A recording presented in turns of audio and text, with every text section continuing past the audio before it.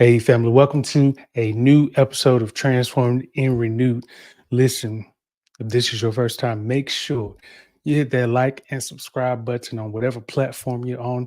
That way, you can stay up to date with the latest content that we have. And if you are returning, welcome back. And just want to kick it off. We have some exciting news that our coaching sessions are now live. So, in the description, I will put that link below. That way you can sign up. First three people that sign up will be eligible for a free consultation. So again, the coaching link is going to be put in the description of this video. So you want to make sure that you click that link, you sign up, you complete all of the necessary forms. And then once you do that, you will be eligible for a free consultation. Okay. So you want to make sure you do that because soon as many people see that, they're going to start to sign up. So you do not want to miss that opportunity, especially if you've been thinking about getting any type of assistance, been thinking about some health goals, but you have found them challenging. And so you want to make sure that you jump onto that. And you may also want to take advantage of that because tonight we're going to be discussing why many people may find it difficult when it comes to losing belly fat or just body fat. And before I get started, I usually always like to start off with some definitions because I think that can really help as it comes to breaking down this particular area that I know many people find challenging. Some people have, in so many ways, just given up, said, what is the use of even try to lose this belly fat, this body fat? It really doesn't matter. I'm still living, so what's the use? Well, the use is the data, the statistics, and many people who continue to be diagnosed, hospitalized, even pass away from just obesity or just having an excess of body fat and not realizing that just because one person may not suffer from it does not mean that it cannot claim the life of another person, especially when you do not take it seriously. So, my goal is to just provide you with the information as I always strive to do. But I hope that you will take something away from it. And again, that it can be helpful. So, one of the things that I will start off by saying is that when it comes to body fat or belly fat, there are two types of fats. And most people may think, well, let's say if you have like an arm and you have a lot of fat here, most people may think that that fat is the same as the fat inside of your body. And there are just differences. So one difference is you have what is known as visceral fat, and then you have another term that is known as subcutaneous fat. Subcutaneous fat. Okay, multi-layered word, but when it comes to visceral fat, this is going to be the fat that basically encompasses the abdominal organ. So it's basically the fat that you will never even notice. You don't even know how much fat that you have inside of your body or even beneath your abdominal muscles. So you don't even really know that. Now, when it comes to the subcutaneous fat, that is what you can actually grab or hold. Okay, so this is going to be the fat, whether it's above your waist, which some people may call love handles, but this is going to be a little bit above your waist. Okay, lower back, the side where you may have like that. It's kind of like an apple shape or whatever you may call it. This is going to be an example of the subcutaneous fat. Again, if you notice some excess here, that is also subcutaneous. Why? Because you can actually grab that. You can't see the fat in and of itself, but you know that that excess is fat. And that would be the subcutaneous. Now, the thing with both the visceral and the subcutaneous, one with the visceral is a person can actually can look or seem like they are lean or even skinny, never worked out, but they can look like they are skinny, and it may seem like they are healthy. However, a person or another person may never know how much visceral fat they have because you can't see that. That would take usually a type of high expensive equipment, such as like I'm not sure if it's a X-ray or even a imaging test like a CT scan, or even doing an MRI that can actually determine how much visceral fat you have. So for most people who may think I'm healthy, it seems like I don't really have to work out. You never know again how much visceral fat you have, and that can also be important to know, because not knowing how much fat you have, you could have so much fat there that it could be causing issues, and you may never be aware of it until you start to notice some symptoms, which could occur in the latter stages versus you just being able to get some tests done and being able to prevent it from getting so advanced. So with anything, you always want to make sure that you get routine checkups, even getting some specialty tests to make sure that nothing is occurring. Because again, you can feel normal about anything, but we never know exactly what is really going on until we start to notice a symptom. And sometimes that symptom can actually be from an issue that occurred years ago. Okay. And now it's advanced to where it's hard to really uh, get it resolved to where it could have been. So that is just something to keep in mind when it comes to uh, a lot of the belly fat, the subcutaneous and the visceral. One of the things why it's important to reduce that, limit that, is because of obesity, because of different health issues. The statistics, unfortunately, not sure if you're aware of it, but they have been going steadily up year over year.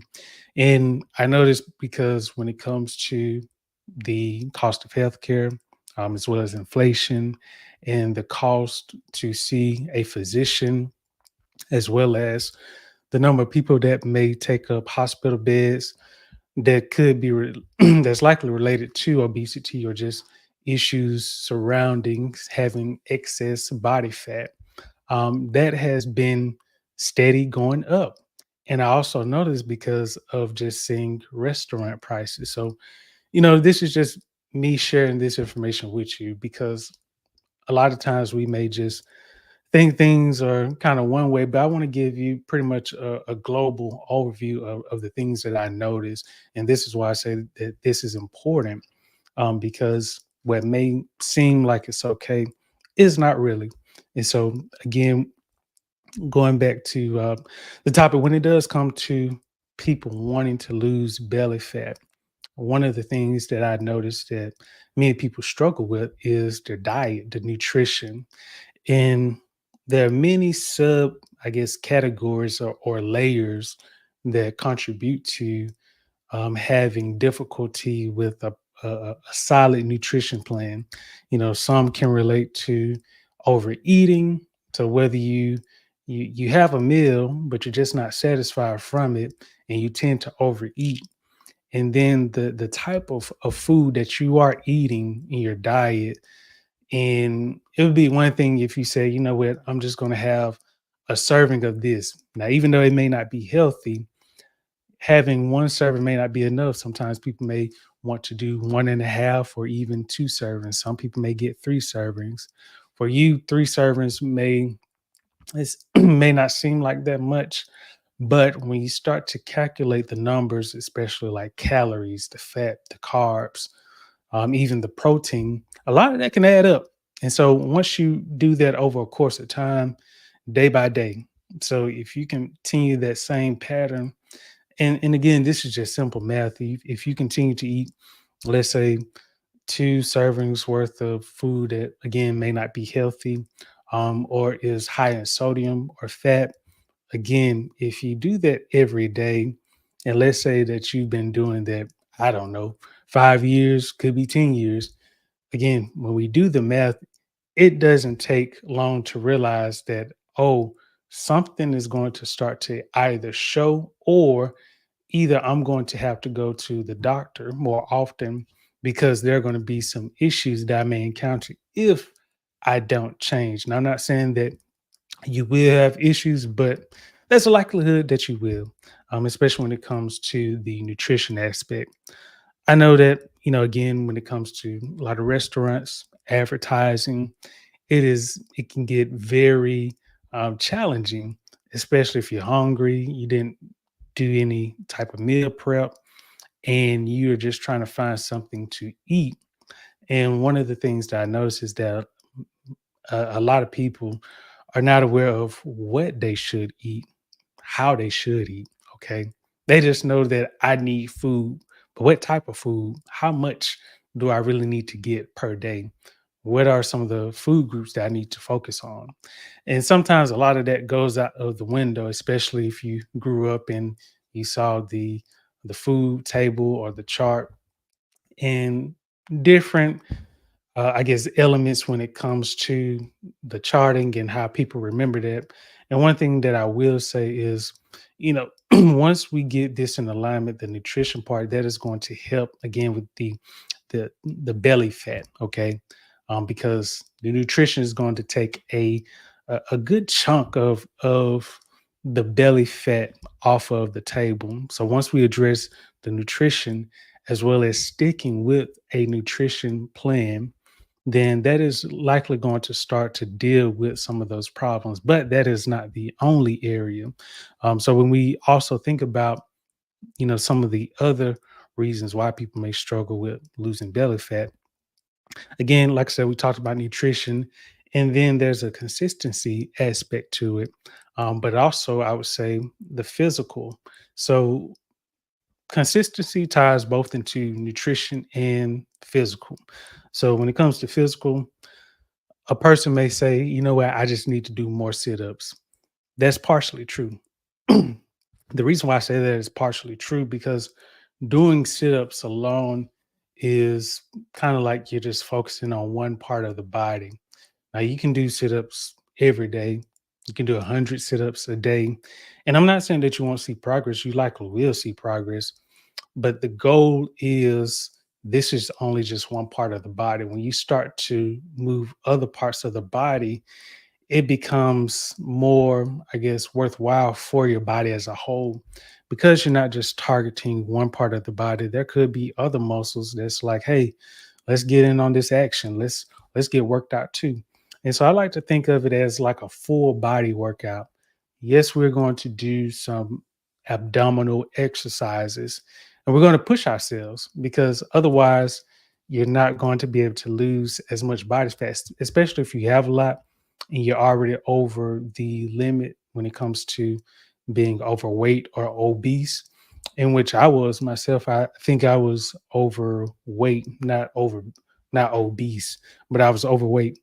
And so what I did was I had to again really fine tune like, hey, let me, really find a nutrition plan that works well for me. Okay. And let me stick with that. And the way that I look at it is this is a lifestyle. Okay. So it's not me just getting on it for like a month. This is just a lifestyle, what I incorporate. But the other part, like I said, with the physical, is we don't only just want to focus on the midsection, okay? Because you can do all of the core abdominal exercises, but there are also some other things that you want to do to help maintain that progress.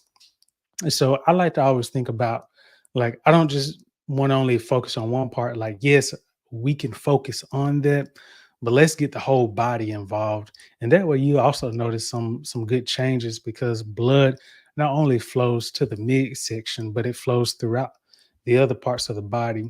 And so when you have blood that is flowing, you're working out from your biceps to your quads, your calves, your midsection, that is going to also just produce more blood flow. Okay.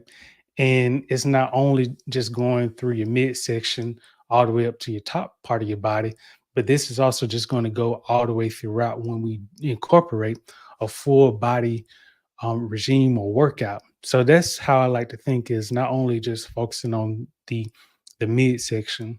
There could be a day where you say, you know what, I'm just only targeting the midsection, But you may also say, hey, why don't I just incorporate some cardio? So we can do abs, but let's also do like, I don't know, some pull-ups and or some burpees, something like that to incorporate a another element so that way we can get the best value, okay, so to speak. Another thing when it comes to losing belly fat is patience, okay? I know that there are many ads, there are many different, I guess, promotions that may say, hey, you can lose this amount in a week or even 2 weeks or even a month. And granted, you could do that. You could do that. But again, a question that I want you to think about is, how do I maintain? Hmm. How do I maintain that progress? Okay. How do I make sure that I don't retract back to where I was trying to avoid in the first place? And that is a question that, some people don't really think about, and they find themselves, once they do go through a program, whether it's for a week or 2 weeks, they start to get upset because I haven't seen any results. Been going to the gym, and it could also be coupled with not really wanting to work out. And you feel like I've been given the best that I've been given, and I'm not seeing a pound on this weight scale. It is driving me crazy. I don't like this. And what typically happens is that there's a lack of patience or of really understanding, like, hey, this is a process. The way I like to think of it is, if it took you X amount of years or even months to be in the condition that you're in, how much time are you willing to give in order to get out of that condition or even to be in a better place according to your goals? And that's how I like to, you know, for people that think about that question, because otherwise you could have a false expectation that may not be applicable to you. It may need to be custom, personalized, because your body type, or I won't even say body type, I would just say also your personality, just your makeup. Um, it may take you, let's say, 2 months to see the results that you want. Everybody is different in terms of the mentality, in terms of the physical ability. Not to say that you couldn't do anything, you can, but when it comes down to this, these are just some of the areas that I've noticed that people struggle with. Obviously, stress can play a role in belly fat because when you're stressed out, hormones are created, and this can lead to the production of just so much. Okay. Even accumulation of just fat that accumulates because you are stressed. Hormones are released. The hormone cortisol is released into the body, and then again, fat just tends to accumulate in the belly portion. So, stress is it good? Not really. Okay. And if you're stressing for a long period of time, this is also not going to help with that belly fat reduction. Okay. So, I want you to keep that in mind as well. Also, going back to the exercises, uh, doing exercise is important to have proper form. Okay. um, Again, whenever you're doing any type of exercise, it's important to always have the good form, because you don't want to be doing something for a year and have been doing it wrong and realizing, you know what, I could have had like better success had I been doing this correctly. So you always want to make sure that we do that correctly. Some other things, some few things I would say is drinking enough water. And so this is going to be important, especially when it comes to belly fat. The water is going to help just flush out so much. One of the things that it can do is flush out a lot of toxins in your body, especially when you are waking up in the morning. And once your body has gone through just detoxifying, that water is just going to help to just clear out whatever was there. Now, it's not basically just cleaning your whole body, but it's essentially getting rid of whatever is in the pathway out of your body. It can also help with the sodium level. So if you were consuming a lot of sodium, drinking a lot of water is going to help flush that sodium out of your system, whether it's through sweat, whether it's through your urine, it's going to flush it out, especially if you're drinking enough water. But also, the water is going to help transport nutrients throughout your body. Okay. And those nutrients can also help when it comes to reducing that body fat. Okay. As well as helping you to feel full. So you may say, I feel hungry right now, and you've eaten a meal, but you just need to drink some water. That's all we need to do, just drink some water. And that water is just going to help you with, again, feeling full. So that way you're not overeating. Going back to one of our first points is you don't want to overeat, especially when you've eaten a meal. Okay. You don't want to overeat. You want to have some discipline with your body. Okay. Poor sleep can also affect that. If you're not getting enough sleep, this can also have a certain relationship with stress because your body has not gotten the proper care that it needs. So you may wake up feeling tired, feeling sleepy, and you could also feel slightly stressed because you're tired and sleepy. And that's not good. So again, these are just some of the factors when it comes to why you or someone that you may know find it difficult to lose belly fat. And again, understanding, like I said, the definitions of visceral fat being the fat that is going to be surrounding the organs in your abdominal area, and then the subcutaneous is going to be the fat basically underneath your skin. So it's fat that you can basically feel. So a little bit above your midsection, your waist, that is an example of the subcutaneous fat, or what some people may call back fat. That is also an example. It's fat that you can actually feel, that you can grab, hold. But if your goal is saying, you know what, I want to lose some belly fat, you don't want to hold on to too much of that. Okay. We want to reduce that. And so make sure that, again, if you're checking out this video, make sure you take it back through some of the areas or the tips that I shared earlier, areas, because they are going to be very key. Again, nutrition is going to take up a significant part when it comes to losing belly fat. Okay. That is going to be a significant part. And then the physical portion is going to be vital as well. But the nutrition, it takes up uh, I would say, a major part when it comes to that. So make sure, again, if you're checking this out, make sure you take it back, review it as many times as you would like, share it with someone, because again, I can tell you from my experience, having an excess of body fat and then losing that, okay, I can tell you that it is a process. It is a process. For each person, it can vary. That process can, but it does require some patience. It does require some tangible and intangible skills. And so once you really do those, then you'll find that it's quite easy. Again, once you start to implement each of these aspects, again, like I said, nutrition, fitness, lowering stress, increasing your water intake, etc. So again, if you like this video, make sure you give us a thumbs up, heart, whatever platform you're on. Make sure that you support us because we appreciate that. And drop a comment if you don't mind. And before we log off again, I want to just share a reminder that we do have the coaching sessions available. They will be available in the description. So make sure that you are among the first among the first three people that sign up to take advantage of a free consultation,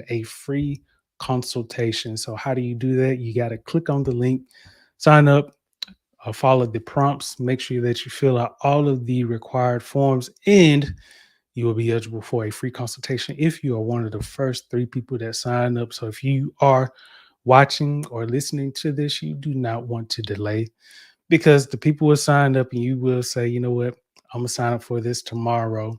And then you'll find out that somebody took my spot. Make sure you do it right now because it's worth it. Okay. So with that, again, make sure that you check out the link show us some love. Make sure that you support us. We appreciate you. We look forward to continuing to share more and more services and announcements with you. And the way that you can stay up to date if you are just checking us out is you have to subscribe, whatever platform you enjoy listening or watching us on. Make sure that you subscribe, stay up to date with the latest content. And until next time, we'll talk to you later.